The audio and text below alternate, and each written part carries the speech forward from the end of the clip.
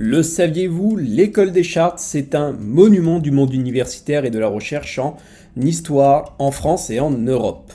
Parfois, elle a même été qualifiée de temple de l'érudition. En effet, l'École des Chartes a attaché une partie de son destin au culte de l'érudition historique. Il faut dire qu'au début du XIXe siècle, l'école naît dans un contexte politique particulier, celui de la Restauration. Avec les bouleversements de la Révolution française, des institutions comme l'abbaye de Saint-Germain-des-Prés, spécialisée dans la transmission des savoirs érudits accumulés, disparaissent. Et le souci de l'École des Chartes, c'est de promouvoir l'enseignement d'une formation adaptée à la nouvelle société française. Cette école, bicentenaire située à Paris, est aujourd'hui une composante de l'université Paris Sciences et Lettres. Placé sous la tutelle du ministère chargé de l'enseignement supérieur, ce grand établissement, c'est-à-dire un établissement autonome, est spécialisé depuis ses origines dans l'enseignement des sciences auxiliaires de l'histoire.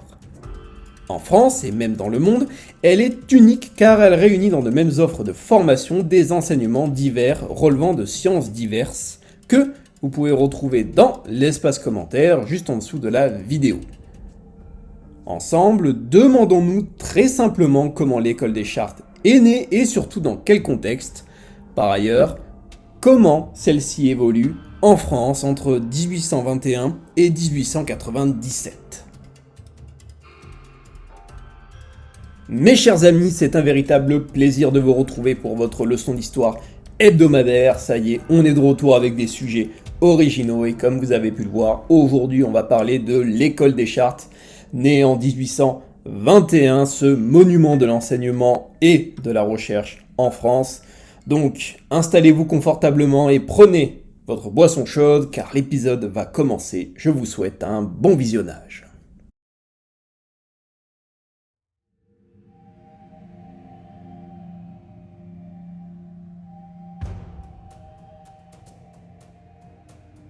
Le 22 février 1821, Louis XVIII crée par ordonnance l'École des Chartes qui s'inscrit dans l'héritage révolutionnaire et napoléonien.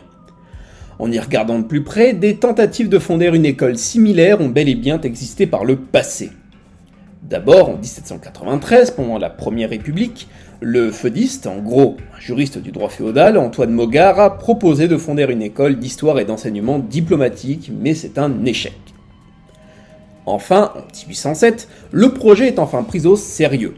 Le baron d'Empire et philologue Joseph-Marie de Gérandon convainc Napoléon Ier de fonder une école d'histoire destinée aux jeunes savants. Mais alors que Gérandon est envoyé en Italie, c'est un coup d'arrêt. Finalement, l'école naît au début des années 1820.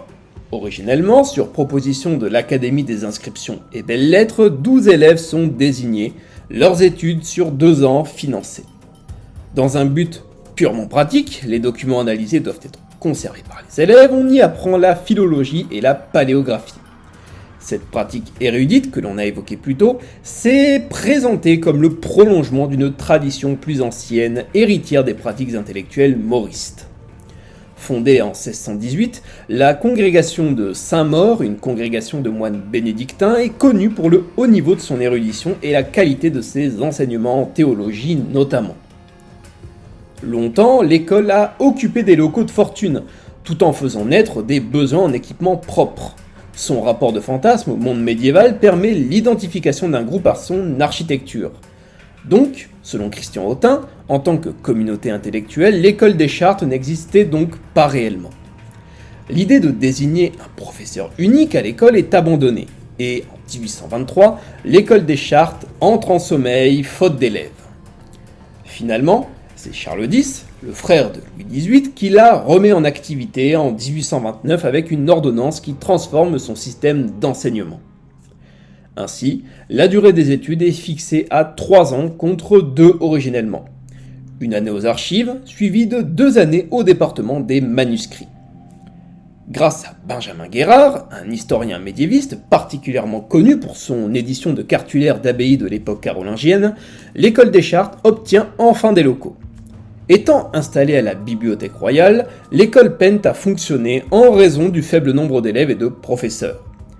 Malgré tout, elle a toujours à sa disposition le département des manuscrits qui permet aux élèves de se former à la pratique des sciences auxiliaires de l'histoire.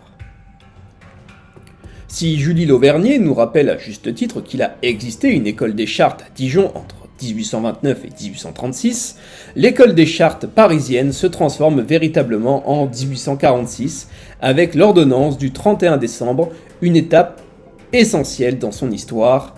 Des chaires professorales sont créées, une direction autonome est instituée, des examens sont instaurés et le régime de thèse façonné.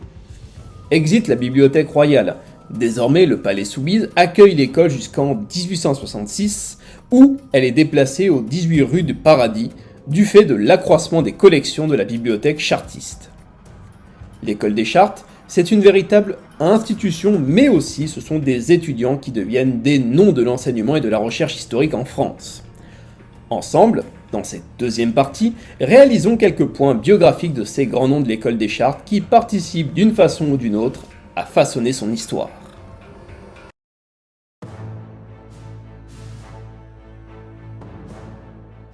Un moment important de l'école, c'est le moment Guizot.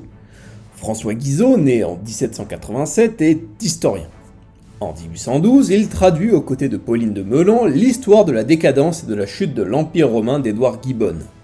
Le moment Guizot, du temps où François Guizot est ministre de l'Instruction publique entre 1836 et 1837, a grandement favorisé le développement de l'école des Chartes. Elle s'impose notamment en histoire médiévale et alors fait figure de référence en Europe. En 1834, Louis Douai d'Arc est diplômé en archivistique et en paléographie. Il fonde en 1839, aux côtés d'un autre diplômé de l'école, Antoine Leroux de Lincy, la Société de l'École des Chartes et également la revue La Bibliothèque de l'École des Chartes. Leur objectif est alors simple, diffuser les travaux des chartistes, promouvoir l'école. En renouvelant la méthodologie de la recherche, les enseignements deviennent variés. Ainsi, la sigillographie, l'étude des sceaux, la numismatique, l'étude des monnaies deviennent des forces de l'école des Chartes qui se spécialisent dans l'enseignement des sciences auxiliaires de l'histoire. Le 30 janvier 1869, un nouveau décret inaugure 7 chaires.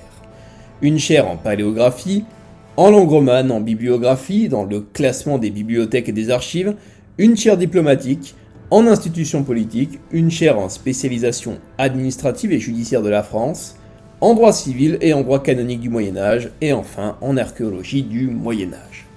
Indubitablement, le cadre législatif est favorable à l'école des Chartes. En effet, en 1850, un décret du 4 février réserve aux diplômés d'archivistique et de paléographie les postes d'archivistes départementaux. Mais ça ne s'arrête pas là.